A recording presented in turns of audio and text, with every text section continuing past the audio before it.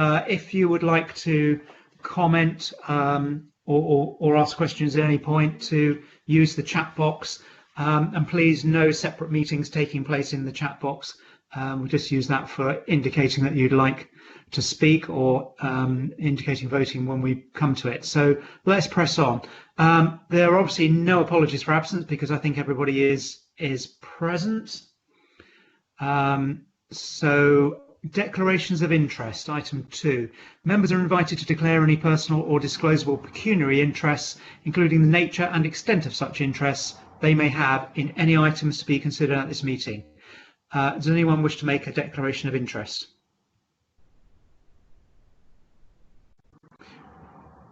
There's a nice big silence, so we will continue. Item 3, items requiring urgent attention. I have none that have been notified to me. Is anyone aware of any items requiring urgent attention? Sorry, Chair, there is one. It's Darrell White speaking, relating to Fusion. Okay. With relation to? Fusion. Apologies, Okay. Chair. Which is a Part 2 report. We're suggesting we consider at the end of the meeting. It's a Part 2 report. We're convening after this to discuss that. Thank you. Thank you, Darrell. Confirmation of minutes. So if we can turn to our minutes, the meeting held 30th of June 2020. If we can just run through those page by page very quickly. So is there anything on page 1?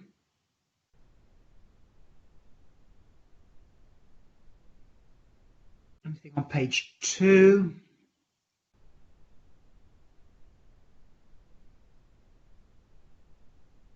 Page 3. Is it your wish that I accept those minutes as a fair representation and record of the meeting? Yes. Thank you, everybody.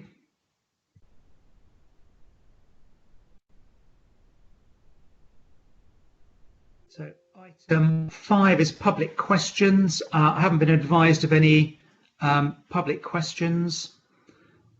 So we will move on, if I may, to the Hub Committee Forward Plan, item 6, we found on pages 5 to 10 of your papers. So this is the normal format, the normal look forward at what we have lined up. And you'll note there's a number of things in particular coming forward for September. And that sounds as if somebody would like to raise a query. Councillor Pearce, you have a question. Yes, thank you, Chair. I'm concerned actually that on the forward plan, there's a Councillor Pearce down with Rosie Wilson. I'm assuming that's Judy, Councillor Judy, because I know nothing about this. That's very interesting, and I did think that when I saw the papers in the first place. Mr. Hawke, is that something that would need to come, need to be brought by a different lead member in this council? Is that where the confusions may be arisen? No, apologies, Leader. That should have been deferred until January to give us time to liaise with the lead member. Okay, thank you. If we could make that change. So it is mine, is it? I'm not sure. I'm not sure where it fits into your area of responsibility, to be honest, Councillor Pearce. I would have thought it was either one for me or a council issue. It would be the leader. Yeah, it would come in the leader's name. So you can defer that one to me, Councillor Pearce. Okay. Thank you, Councillor Jury. Thank you. Okay, the paper's being brought forward in September. The procurement strategy is being deferred, as we've just heard. The recovery plan and amended budget coming forward in September. Commercial investments update and the coastal concordat and empty stream. Everybody happy with those? Plus, of course, some stuff from Councillor Edmonds as usual.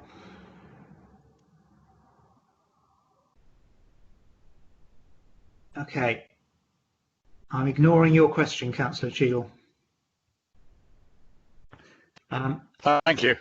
And housing strategy and a 3-weekly waste update, plus the usual budget monitoring. Everybody happy with those? And then moving forward to October, capital budget monitoring. We'll be looking at the medium-term financial strategy, and we're due to get an update on Spring Hill, and we'll be looking at revenue budget monitoring. Obviously important to do that at this time. Any questions or queries on any of those items, or can we accept those as read, and we'll build those into the plan? Any comments, questions, or anything that needs updating? Okay, we'll take that as an acceptance of the forward plan. If I can then move to the next item, which is the month 3 revenue budget monitoring. If I could ask Councillor Edmonds to please introduce this paper. Thank you, Chair.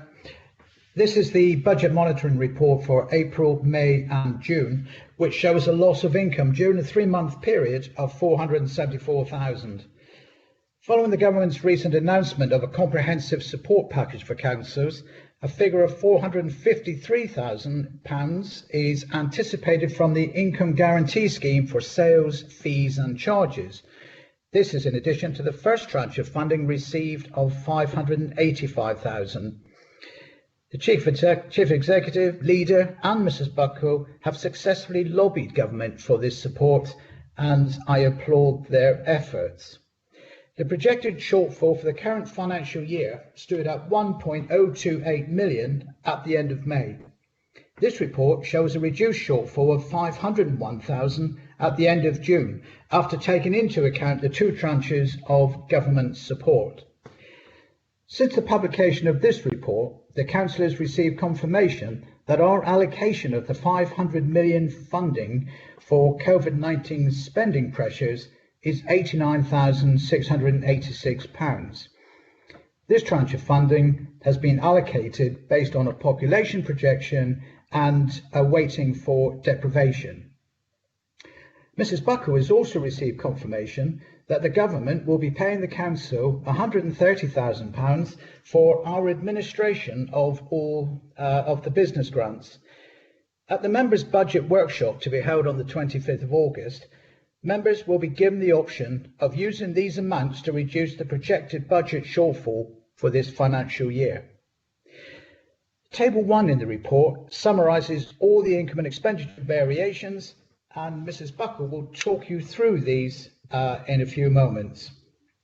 It's pleasing to note that planning income is now projected to achieve the annual budgeted figure, and that's thanks to a large application in June generating fees of 46,000. This is a very positive change from last month and an indication that income projections could well improve over coming weeks. Thanks to the prudent management of Mrs Buckle and Mrs Henstock, together with all the finance team, an underspend of 133,000 has been reported in last year's accounts. This has been added to unearmarked reserves, which now stand at 1,219,000. Total reserves, you will note, stand at £5,114,000. So members may decide to use the underspend towards this year's projected budget shortfall, a further discussion point for the budget workshop. Section 7 of the report sets out the management actions being taken to achieve financial sustainability. These will also form part of the financial stability theme in the Council's recovery and renewal plan. And finally, members, the report has 2 recommendations. The first asks that the Hub Committee resolves to note the significant forecast income and expenditure variations for the 2020-21 financial year and the overall projected shortfall of 501,000. And the second is to note the loss of income streams already experienced by the Council in April 20 to June 20 of 474,000 in total, as shown in Section 6 of the report. Thank you, Chair. Thank you, Councillor. Mrs. Buckle, did you wish to add anything to that explanation? Just a short summary, Councillor Drury, thank you very much. So yes, looking at the table 1 on 3.1 of the report, the main one probably I'd want to pick out there really is around car parking income. So in the previous budget monitoring report, we had assumed a 30% drop in income levels from 1st of July. On the basis of the actual levels of income which we've seen in April, May and June, and that's set out in section 6. So in April, for example, we were 86,000 down on our car parking income. In May, that was 95,000. In June, it was still 73,000.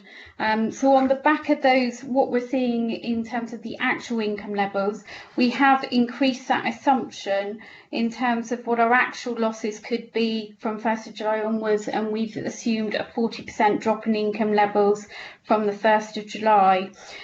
So in terms of our actual budgeted income of 1.1 million, we are projecting in table 1 that the overall budget variation could be as much as 52% of our overall car parking budget, which is 597,000.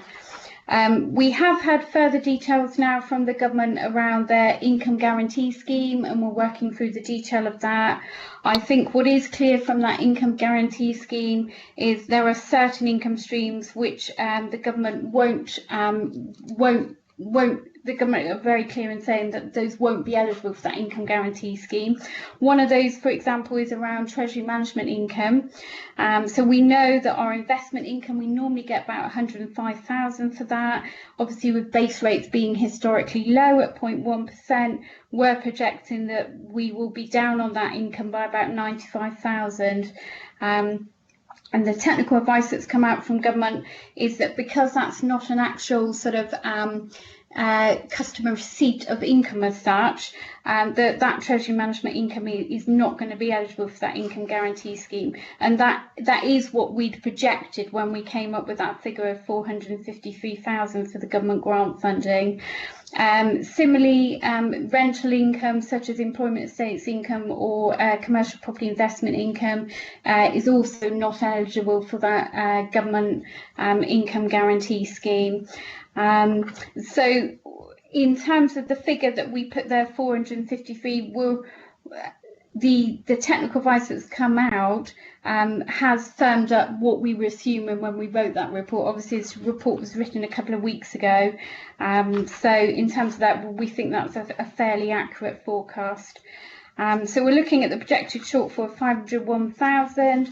We do talk in the report also about business rate income and council tax income.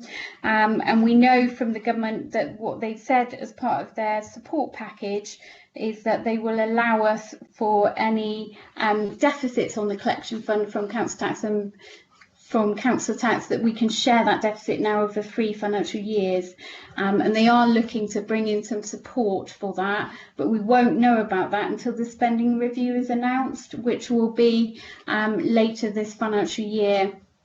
And we do know from the government now they are looking at a multi-year spending review, so it will cover a few financial years rather than, I think before we were thinking it may just be 1 financial year, but we have had that confirmation from government now. I think those were the key points, Chair, that I wanted to highlight. Thank you. Great, thank you, Mrs. Buckle. We're moving into questions, councillors. Councillor Moody. I'm here. Thank you very much. No, just a couple of questions. Just for clarity, on page 12, 1.7, the report says the significant extent of the predicted losses, blah, blah, blah. Then it says, with income falling and unemployment expected to rise. But are you just referring to the national picture there, are you? Yes, I am. Right. Yes, okay. Not the council's position. No, sorry, the national picture. Okay. Yes. And the other question I had is, have I missed something? The income guarantee scheme, we were supposed to know by the 2nd of July. We now know that? Did you say? Yes, an announcement has come out on that, Right, okay. which has given more detail. I think it's fair to say we're still asking for some further clarification around that. Right. But it has firmed up some of what we were anticipating when we were modelling that 453 government grant funding, which we thought we would get from the income guarantee scheme. Yeah. So now that that technical detail has come out, I think we're fairly confident that our modelling was So there we're or on target. thereabouts. Yeah, Right, what okay. we assumed wouldn't be allowed is what is the actual case. So there's nothing in that modelling that we've included that has now been confirmed that we can't include. So Okay, that's been thank you for that. And the final point is under page 14 at 2.1, 210, I mean, about the COVID expenditure being 500 million being allocated nationally, with the recent announcement by central government that regional lockdowns will be the responsibility of local government. At what point, I know we're going into discussions on developing a strategy for that. At what point do we start looking at the costs involved with that, controlling local lockdown? Yeah, so in terms of the 500 million allocation, that's the third tranche of government funding. And again, since this report was written, we have had confirmation that that is going to be just over 89,000 for West Devon. So that is, again, another one-off amount that we could put towards the budget shortfall, which is predicted in this report. I think what the government have said is that they would keep those amounts under review. So, for example, if there were future regional lockdowns, then I think the government, may step in with regards to support for areas. But I've had no confirmation about how that's going to work in the future. Is that something we should be lobbying for in anticipation? I'll probably bring in the chief executive on that, okay. if I may, Councillor Jory. Thanks, Lisa. I'm happy to give an answer, Councillor Moody. So I think it's a very good question, and thanks for posing it. And we'll certainly pick that up with colleagues from Devon County Council. They've got the lead responsibility for local outbreak management plans, and they have had some funding to prepare the planning assumptions for that, but of course it's very different to the costs associated with managing a local outbreak.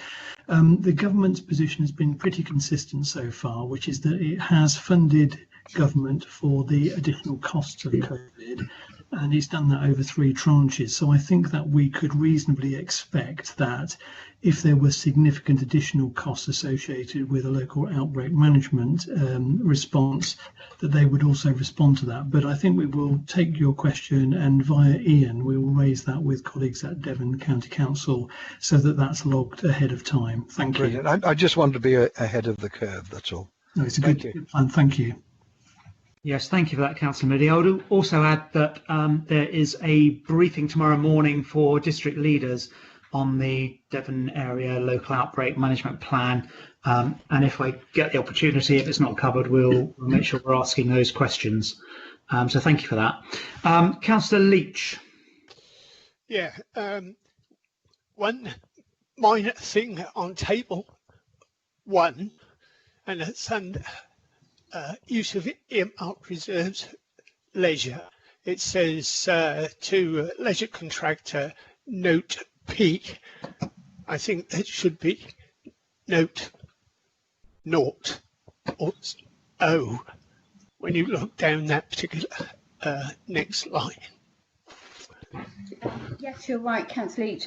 That's just a minor thing. But the question is under 2.30, the new homes bonuses and the other issues with government. Have we had any feedback at all on that, or have we got to wait yet again till the very last minute for the review? Sorry, would you mind just repeating that question? Did you say under 2.3030? Oh, right. There's a bit on new homes bonus plus other government decisions awaited?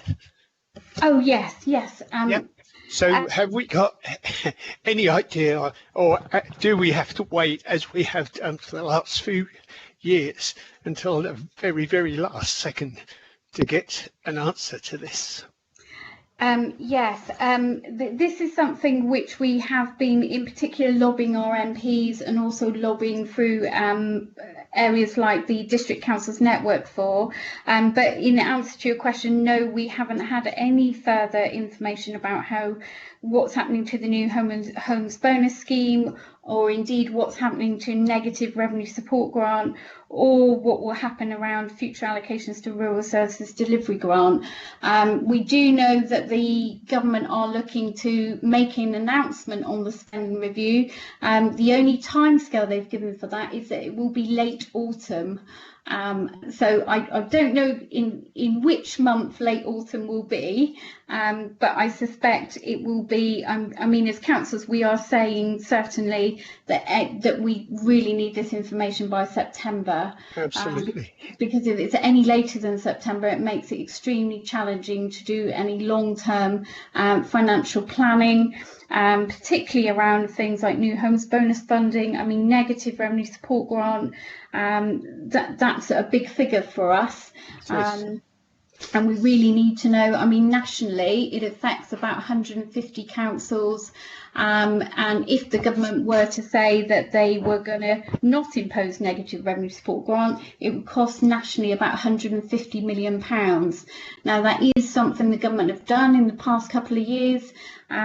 We are pressing very hard for that to be the case for 21-22, but again we've had no confirmation of that, but we are hoping that that will come a lot earlier than October or November time, and we are saying we really need that information by September. Okay, thank you. Thank you, Councillor. Councillor Sellis. No, it's okay. Thanks, Leader. It's been answered. Excellent. Any more questions, councillors? In which case, could I ask Councillor Evans to move the recommendation? Yes, thank you, Chair. I move the two recommendations that I read out a few moments ago. Thank you. Thank you. Could I have a seconder, please? I'm happy to second those, Chair. Thank you, Councillor Mott. Any debate, councillors?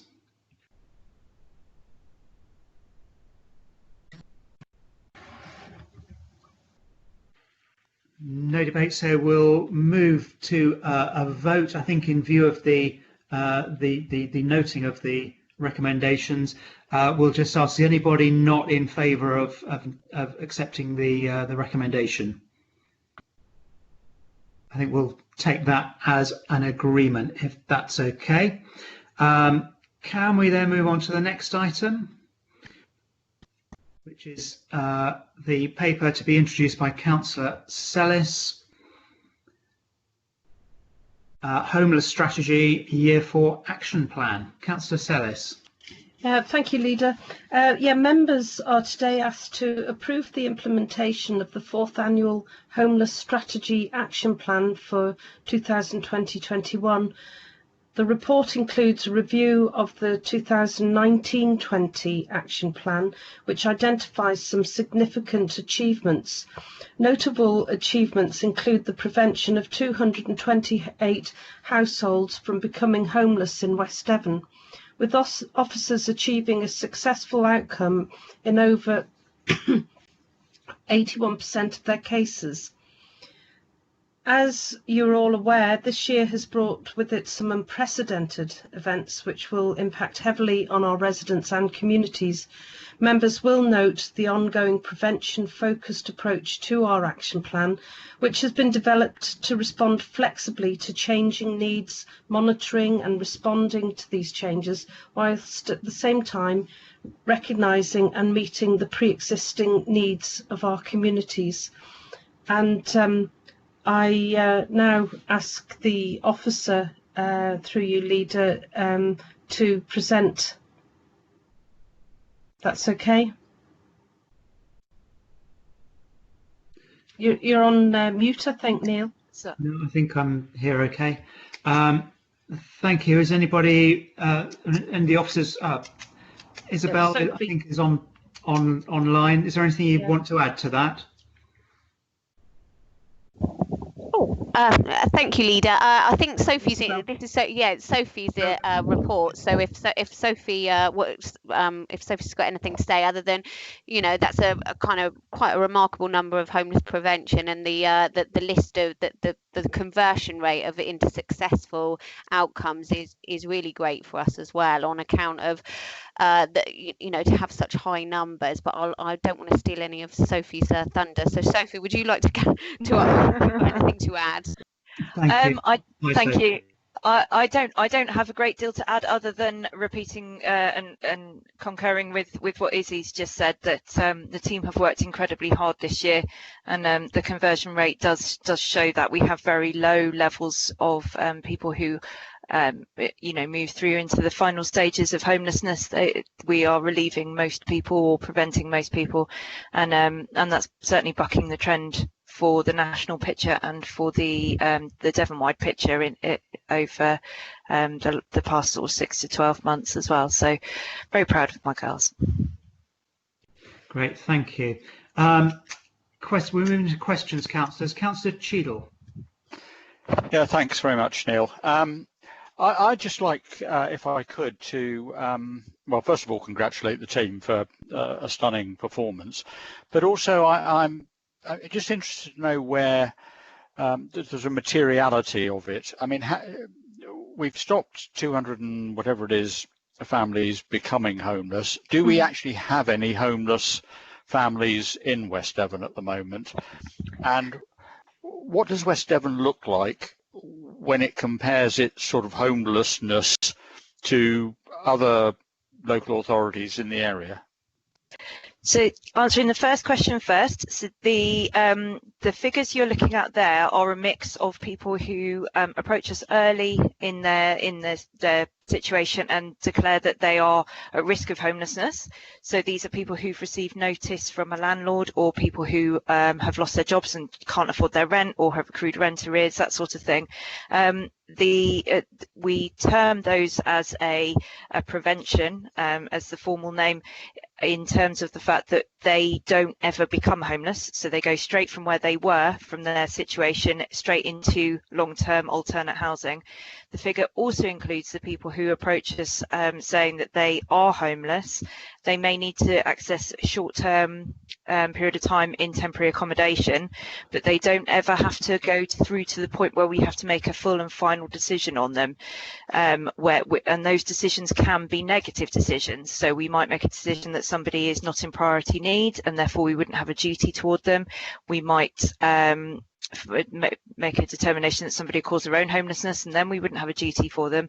So what we actually do, what that figure includes, is people who have become homeless and we have prevented them ever receiving any sort of final decision, be it negative or otherwise, because we have got in there very quickly, given them respite accommodation, and then moved them on into longer term accommodation. So the way that the government now measures our successes is in that respect, where it used to be either prevention or full homelessness. We now have this middle band, which is preventing somebody from actually getting to the point where they need to have a full and final decision made on their case. So that's explaining the determinations there. So we do have people. Sorry to interrupt your flow, but do we actually have in West Devon anyone that is currently homeless, i.e. sat on the streets with nowhere to go? We have one who we have worked with continuously, and we are still continuing to work with. Unfortunately, he has refused the accommodation that we've offered to him. So in terms of rough sleepers, we have very low numbers. We had none last year on our November count. We've had them since then that have come through. What we need to be clear on is the difference between a rough sleeper and somebody who is homeless.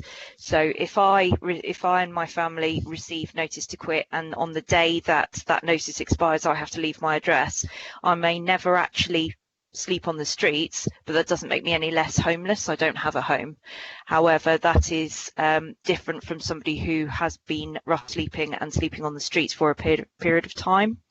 Does that answer your question at all? So we have one current rough sleeper that we're aware of, and we do have people who are in our temporary accommodation who currently have no home of their own, who we are working with.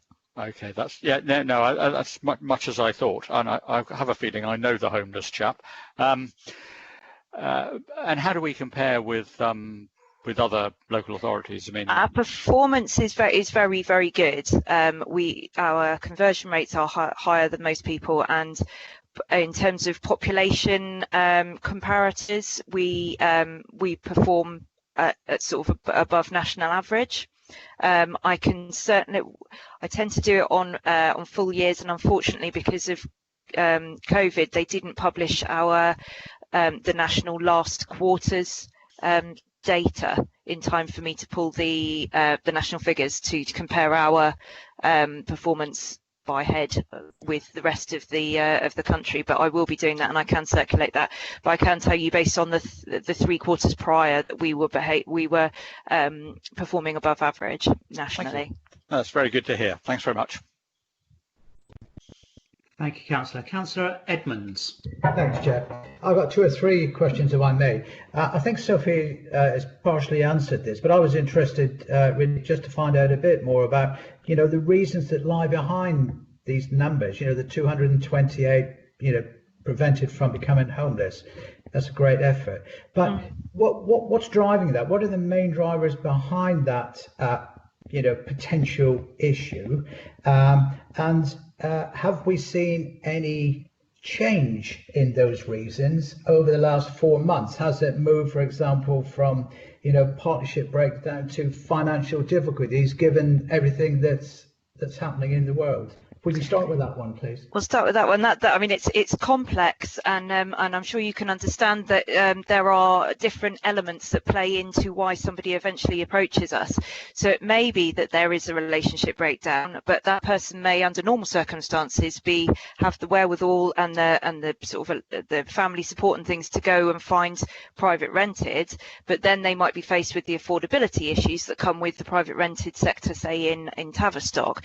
So that's when they may then approach us. So it might be that something that causes our homelessness initially, so a no fault notice to quit because the landlord needs to sell the property, etc., wouldn't normally trigger an approach to us, but does because they then go sort of house shopping and find that they can't find accommodation, so then they come to us. So it's it's often two-pronged. The highest reason, sort of recorded base reason for somebody approaching us as needing assistance is because they've received notice to quit from their landlord. More often than not, that is a no-fault notice. That's people needing to sell properties, people needing them back for their family members, things like that. But what actually is the challenge to that family is not so much the fact that they need to find somewhere else. It's that when they go looking, they then find it very difficult to find something that's affordable. So then affordability comes into that. So it is definitely it's more complex than just the one reason. So the one reason looks like it's just Section 21 notices being issued, but in actual fact, there's a bit more to it in terms of what the challenges are that those people face. The other element that you've raised, we were expecting nationally, the picture has been quite different to here, and we were expecting a very high number of relationship breakdowns during lockdown. What's been interesting is we've seen 1 or 2, but not significantly more than we would normally expect to see. A lot of the work that we've been doing has been with people who you would previously have perhaps described as the sort of hidden homeless. So they're not rough sleeping, they are sofa surfing, or they're on mum's sofa long term, but because of lockdown, or because the person they were sofa surfing or living with needed to shield and couldn't have somebody coming in and out, then those people started to come out of the woodwork. So actually we've worked with a lot of single people during lockdown period, and I would say that is the biggest cohort we saw during the actual sort of the initial 3 months. We are now starting to see a couple of queries about redundancy. What we're trying to do, putting a lot of effort into trying to identify those people at an early point, because a lot of them are contacting the council, so they might contact a housing benefit because of redundancy, or they might contact our welfare fund because of redundancy. But actually at the moment they're not homeless, so they haven't contacted us yet. So we are working really hard with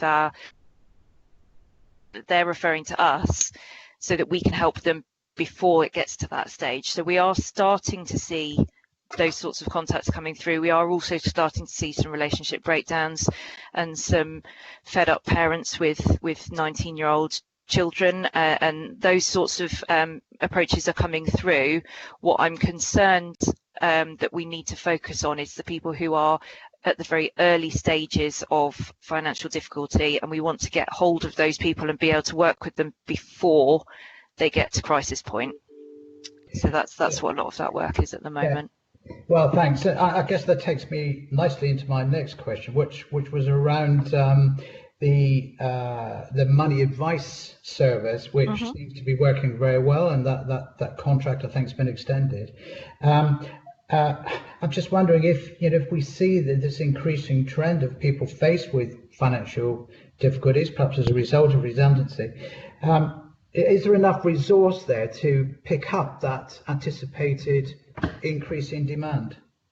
I think the trick is to work really creatively, and as a council that's what we do, because a lot of the prevention work that goes on isn't actually done necessarily by housing officers. It's done in close partnership with housing benefit officers, maybe who might find out somebody's threatened with homelessness because they've got arrears, and as well as us giving some advice, they will do some DHP support. So in terms of resource, the structure that we have and the fact that we don't work in those sort of siloed manners means that actually our team kind of expands when need arises, if you follow. So the legal side of it is kind of the bit that the officers need to do, and they need to go through those processes.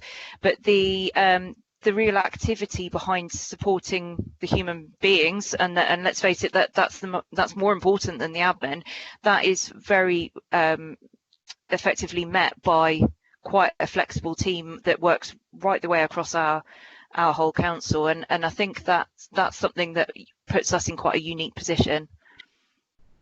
Okay, many thanks.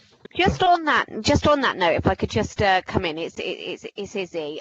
We've got a significant sum of discretionary housing payments. So if in your constituent business you come across somebody who is struggling to pay the rent, who's worried that actually when private landlords are able to start evicting, which comes at the end of August again, that they might have got into problems with their rent, please ask them to come and see us. We've got this fund of money. We've also got the exceptional hardship fund. So there's lots of access to different things that we can really help with. Just if you come across them in your day-to-day council business. Yeah, thanks, Izzy. Just on that, going back to the money advice service, and I guess that would look across a resident's all their finances and absolutely.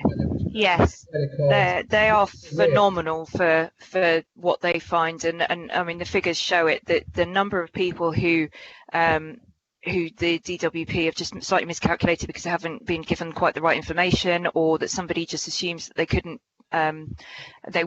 apply for something or weren't eligible for something, so never bothered, that it's amazing how much of a difference they can make to people's incomes, and also to just that common sense second opinion on your budgets and sort of working things through, and unfortunately some of that home truths conversation that needs to happen sometimes, that they are an incredibly effective resource.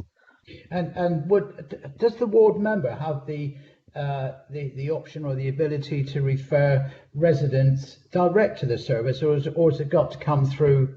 In theory, there would be no problem with that. In practice, what that might mean is that we miss out on an opportunity to give some extra advice as well. So in terms of the referrals, what we would probably look to do if a ward member wanted to refer somebody in is actually take the referral into our team, and then we would do the paperwork to get the financial advice service involved as well, just so they get a bit more of a holistic approach, and so that we record things.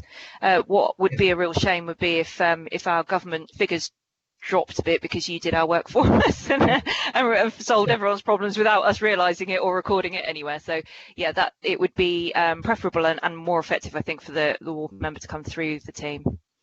Well, I think that, yeah, that's really, I'm just thinking ahead, and I hope I'm wrong, but maybe this is a service that will come under perhaps additional sort of demand as we move forward. Absolutely. Who knows what lies ahead? And I think this is a really positive way of helping our communities, and maybe something I hope is within our recovery plan, where we're able to signpost ward members do know about this service and effectively make the referral to make sure these residents are picked up and get this helpful advice.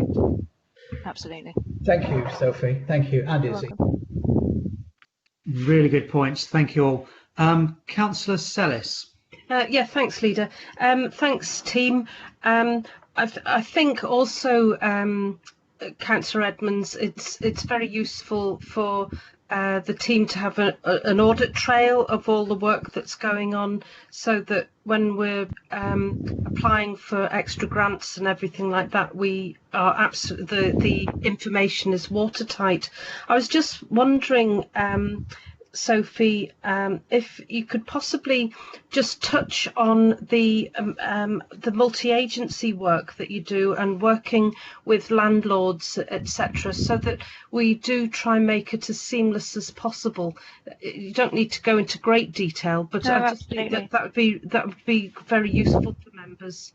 Thanks. It's absolutely central to everything that we do, and I've always said to the team, and I always did it as an officer, to make sure that you try to make sure you're on first name terms with as many agencies as possible, because what they can do for you is absolutely, and for your customers, is absolutely invaluable. So the sort of multi-agency approaches are with other professionals. In terms of working with landlords, we work very hard to maintain and sustain those referral routes in from the housing associations. And then our biggest project at the moment is really pushing the work that the Seymour lettings team are able to do. So we have some really excellent products available to us, to landlords from us, that will offer quite intensive support to those tenants that might need it, that will enable landlords to accept tenants who maybe have a less desirable tenancy history, or on a lower income. They would get the extra support and extra guarantees from us, and we're really promoting that with local landlords to make sure that they're aware. We've also got, and I would love to give you lots and lots of information on it, but it's a piece of work that the housing benefits team have been doing, that we're sort of tagging on to the end of, and I haven't got lots of detail yet, but the landlords portal that will be coming into play on our website, we're also going to have an element of that that's about landlords being able to say, my tenant has rent arrears, and again, going back to that multi-service approach, as well as the multi-agency approach, that housing benefit would refer those to us, so that we can work with the landlords to prevent evictions, and we can advise accordingly with their tenants. So really just pushing the kind of, we're here for advice for both parties, and that the Seymour lettings team are here to provide sort of a really exemplary service to landlords with tenants. So yeah, I mean, Seymour is something that we are looking to grow, always looking to grow. We are always looking to promote. So if any member comes across a landlord who thinks that actually they might have a bit of a social conscience, they might be a bit socially minded, they might want to have some of the stress of being a landlord taken off them by working with a really great team, then do point them my way, because we love to work with local landlords, and we've got some fantastic people that we've met and formed relationships with as a result. Great, thank you. Councillor Leach. Yeah, sorry, my comment goes back to what Councillor Cheadle was saying. We've got a rough sleeper in Oakhampton, and we've constantly, and West Devon has been involved, but we've constantly asked him if he needs help. We've offered it literally weekly, daily, and he just doesn't want it. He's quite happy with his lot. He was saying that he's going to head up to Scotland, but time will tell. It's heartbreaking and really difficult because he has every right to not want to communicate with whoever he doesn't want to communicate with. I think the way that our team operates is that we never fully close a door. So even if a duty ends, we always make sure that we continue that dialogue and we continue to offer that support. It's always a difficult balance that luckily our team are quite sort of adept at, is to the balance between offering help and sort of always having the door open, but not being sort of over pushy or sort of really irritating people. So it's a difficult balance. It's one we do our best to strike, and I think that community effort as well, and I think that's one of the nice things that's come out of COVID actually, is that a lot of the public are more sort of aware of who they could maybe refer people to. So the message that that rough sleeper is probably getting is probably the same from most people that speak to him. Oh, have you spoken to the council that do you know they can help you? And it's that constant sort of keeping the positive light of what the council offer could look like is what does entice people in eventually. But I do understand your concerns, and whilst I hate to say it out loud, sometimes when the weather gets worse, that can actually be a bit of a trigger for somebody to say, actually this isn't doing my health any good, and sometimes that can be the reason why somebody might contact us. So whilst it's summer, you may find that they don't approach quite as confidently or quite as eagerly, but that as long as we're constantly saying we are here, don't forget about us, then it may be that something happens in his life to make him think, actually I'm going to speak to them this time. Okay, thank you. Great, thank you, Sophie. Thank you, Councillor Leach. Councillor Mott. Thank you, Chair. Brilliant work as always, ladies. Do we have any feedback or follow through on the ones that don't qualify for our support? So not quite the ones that fall off our radar, but just really the ones that don't qualify, or they're not needy enough, or sorry, I'm probably not explaining that well enough. No, you absolutely are, and I think it's one of those anomalies that our team and our ethos at West Devon is that there's no such thing. That you may find that somebody is not eligible for services because they're a foreign national, in which case we would put them in touch with agencies that can support them. But in actual fact, everybody gets help and support. There are very few people that, if you are willing to engage with us, then we will support you. If somebody doesn't have a local connection and doesn't qualify for that reason, then again we will engage with that person to get them referred to a local authority who will offer that support. So it's sort of non-existent.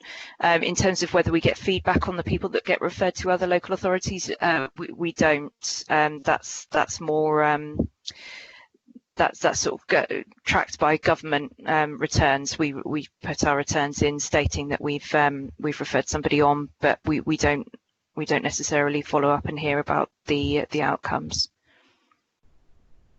Does that answer? Thank you. Yeah, it does. Thank you. Thank you. Are there any other questions, councillors?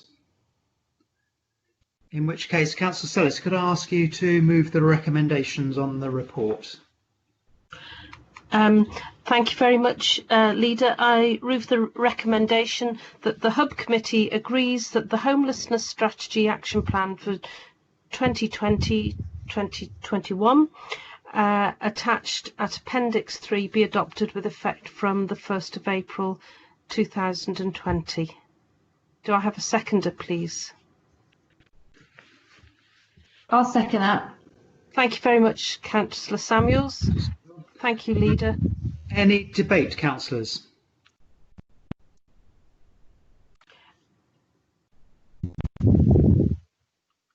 Again, a good report and some really good questions, so thank you everybody. We'll move straight to a vote, and again I think the nature of this will take it. Is anybody not in favour of accepting the recommendations? In which case I think we'll take that as read. Thank you everybody. Thank you. The next item, agenda item 9, changes to pest control service. Councillor Leach, are you introducing this one? I think so. The floor is yours. Thank you. The report proposes to replace existing free pest control service, that's for rats and mice treatment, for all residents with a free service only for those who are in receipt of benefit payments. The contract to provide the service has expired and the council went out to tender using a procurement framework. The current provider did not tender as they no longer had the resource available to provide coverage throughout the council area. The tender price received were far in excess of the previous contract price and the budget that the council has available. It is recommended that the council resumes services by providing a free service, rats and mice treatments, to residents who are in receipt of benefits only. The reduced number of treatments will then be required should not present a serious cost pressure. The contract price will be based on a price per treatment quote that's quoted in the previous tender documentations. It is anticipated that approximately 50% of residents who will inquire about treatment will be entitled to the free service. The remaining residents who do not qualify for a free treatment will have the option of a paid for treatment with a contract going elsewhere for a service. The council has a legal duty to take steps to ensure as far as practicable that it owns its own land is kept free from rats and mice, and the owners and occupiers of land keep the land similarly free. In some cases, the council may also require vermin to be destroyed along with other steps such as cleaning of premises. Use of these powers generally involves the service of legal notice requiring the owner or occupier to carry out treatment. There is no legal duty to have a free treatment service for rats and mice. During the COVID disruption, it is likely to have had an impact on the population with less food available from discarded food in town centres, meaning that rodents may seek an alternative source of domestic premises. This work fits with the council's well-being theme. Rodents can be a carrier of infectious diseases that can be passed on to humans. This issue will affect residents, but the impact on the more vulnerable people should be offset by the council offering free services. There are four options available, which I won't go through. But the proposed way forward is proposed to use the rate per treatment contained within the framework agreement tender process to identify a preferred bidder and to commence the contract based on 50% of the treatments carried out in the previous year. A free service will continue to be offered to those residents who can prove receipt of benefits. There's a list above. With the option of a paid treatment being purchased for those who not in receipt of benefits. So the recommendations are: 1, approve and the removal of free pest control for rats and mice treatment service for residents and replace it with a free service for benefit recipients only. And 2, accept and approve the tender from Terminex to deliver the service in Southampton and West Devon areas.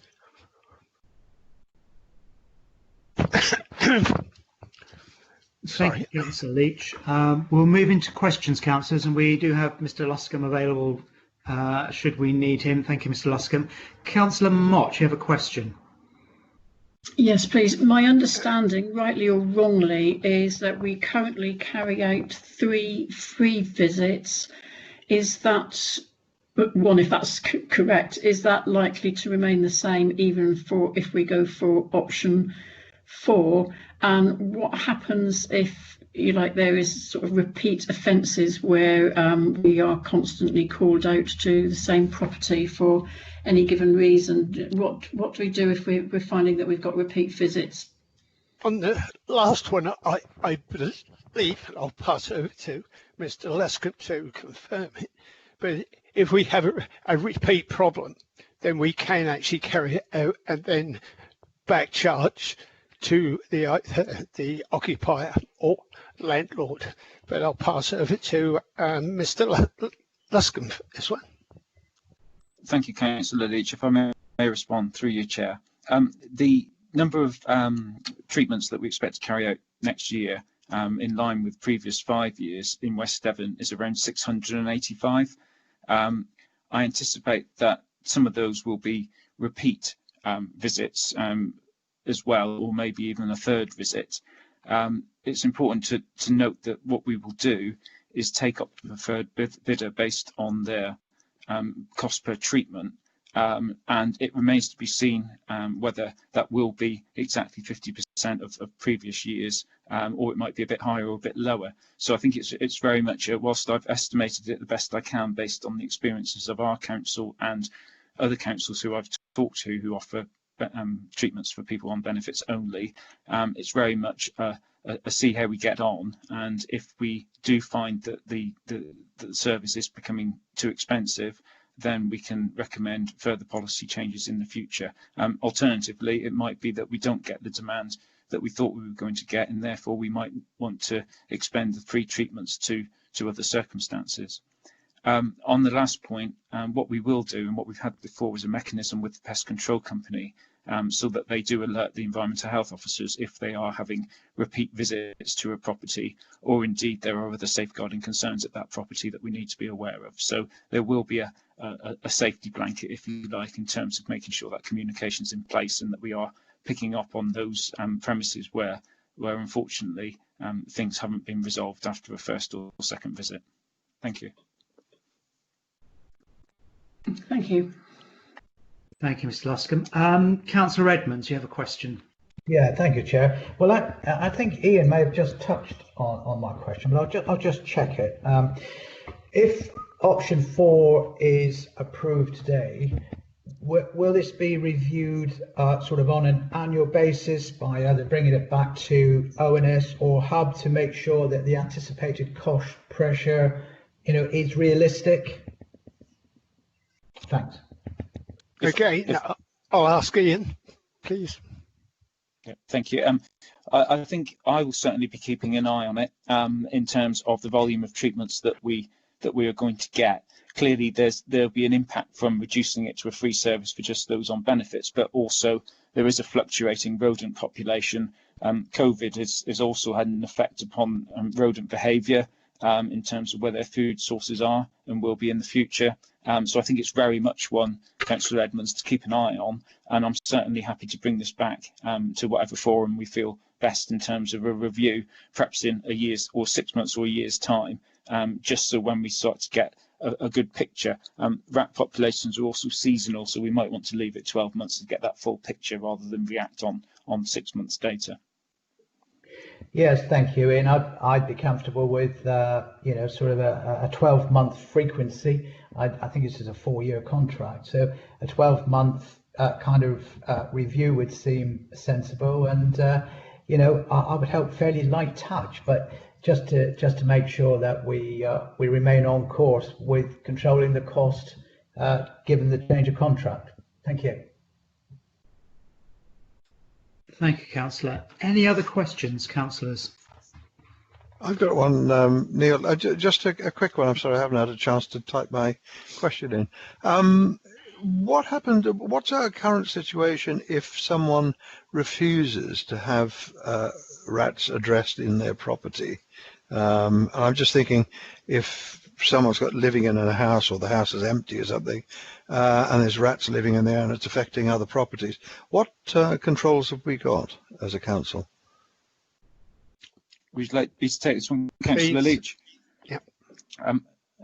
The council has got a duty to ensure that the borough, if you like, is kept free from rat and mouse infestations.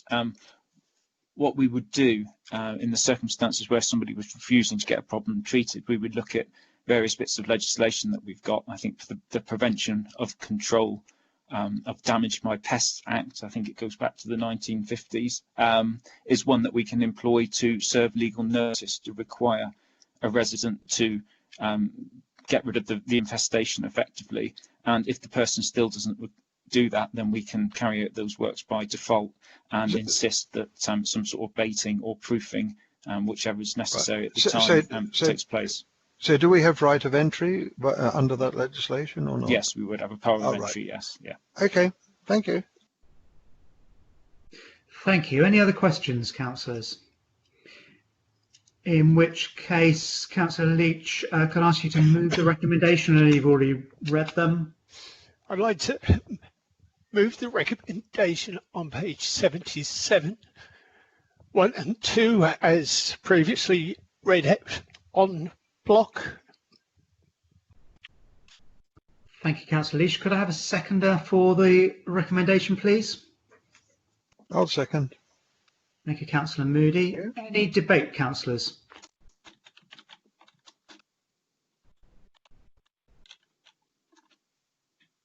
Thank you again. I think we're looking at having some good reports that have come through and good clear questions. I mean, from my perspective, I would think as a householder, my house is up against a high bank and our roof level is in line with that bank, and occasionally when the weather conditions are such, I do get some little furry friends coming in my roof space, and we deal with them, and I think we're obviously in a position where we can.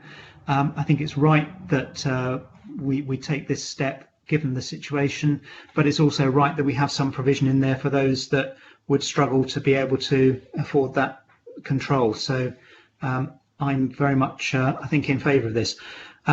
I think given the nature of it, we should go around and record a vote in favour. So Janice, are you able to manage that for us if we go around and get a vote either in favour or against the recommendation? Yes. Councillor Cheadle, can I ask if you're in favour? Thank you. Councillor Edmonds? For. Councillor Jory? For. Councillor Leach? For. Councillor Moody? For. Councillor Mott? Support. Councillor Pearce? For. Councillor Samuel? For. Councillor Sellis? For. That's carried unanimously, Chair. Thank you, Janice. Okay, we need to move on now to the next item on the agenda, which would mean going into part 2. Would somebody like to propose part 2, please? Happy to propose that, Chair. Sorry, was that happy to second? And Councillor Sellis, thank you. Can we confirm that the meeting is no longer being broadcast?